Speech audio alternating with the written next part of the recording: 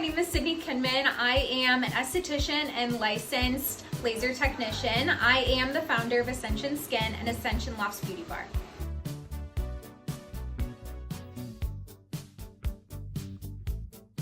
First things first, pimple patches are the best way to clear up a breakout on your face. I am going to tell you the truth.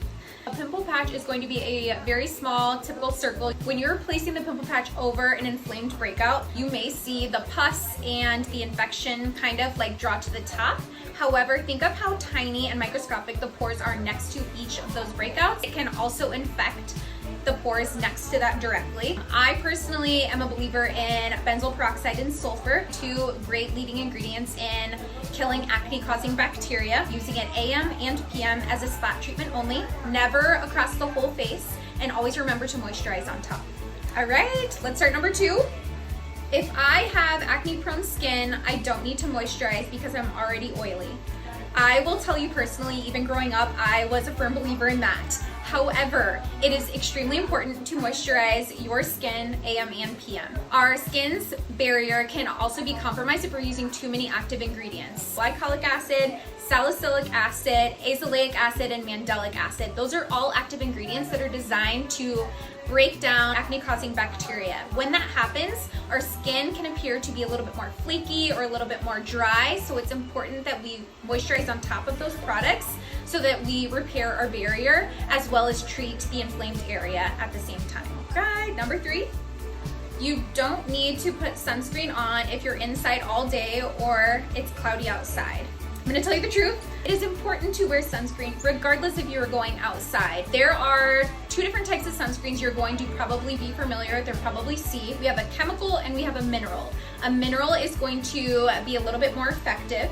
It's also going to help those that may be a little bit more acne prone or have sensitive skin. The minerals that we're gonna wanna look for are going to be zinc and titanium dioxide. Those are gonna be the 2 active ingredients protecting us from the sun. Chemical sunscreens can sometimes be a hormone disruptor, and they can also flag any acne or sensitive skin.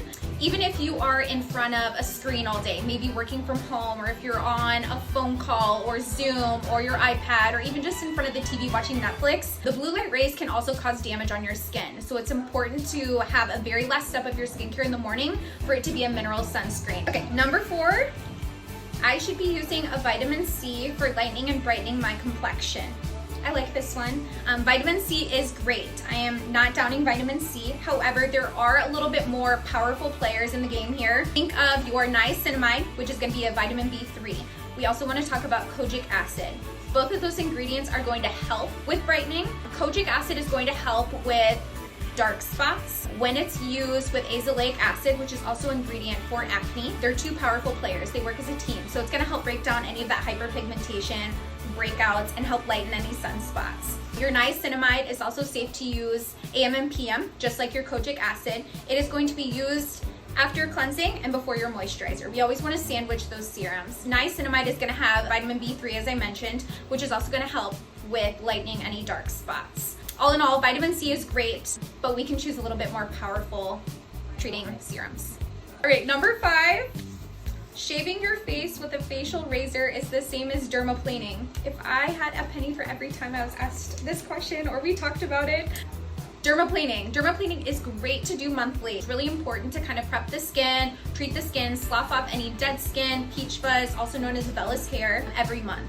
What that does is it also helps with product penetration. So anything that you're going to apply after a dermaplane is gonna make the efficacy and make it so much stronger and just have a better outcome of how the products are supposed to be used and treated. With that being said, a razor from the drugstore or multi-blade razor is not going to get as close to your skin as you may think. When I'm using a dermaplane blade, it's going to be a sterile blade. So it's super thin, medical grade, and it's going to get closer to your skin, and it's also going to grab that first layer of that skin off. When you're sloughing it off, it's going to give your complexion just a brighter, a smoother overall feeling of the skin. You may feel a little bit more stubble when you're using like a multi-blade razor because it's only hovering and skimming the top of the surface versus getting a little bit deeper and closer to your skin and the pores and the vellus hair. So all in all, a dermaplane blade and used by a professional is much safer and a better option than using a multi-blade from the drugstore. If you are interested in booking an appointment with me or have any other skincare questions, I am available for consultations. I also just moved to a new spot right off of Shea in the 101 in Scottsdale, Arizona. So I'd be more than happy to meet you guys and answer any questions you may have.